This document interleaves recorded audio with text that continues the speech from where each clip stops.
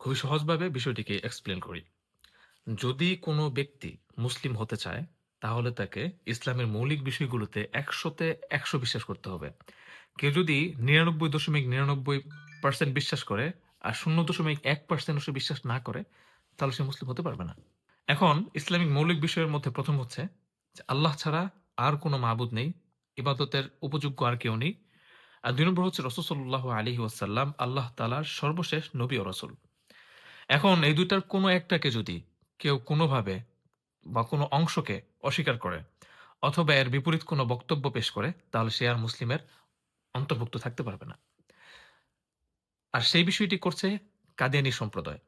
এখন ইসলামের নাম দিয়ে কাদিয়ানী সম্প্রদায় যদি এই কুফরি বাক্য, কুফরি বিশ্বাসগুলো নিজেদের মধ্যে ধারণ করে এবং অন্য কোনো মুসলিম যদি তাদেরকে মুসলিম মনে করে সেইম বিষয়টাকে তাদের ভিতরে ধারণ করে, তাহলে অনেক অবুঝ মুসলিম তারা নিজের অজান্তেই ইসলাম থেকে বের হয়ে যাবে।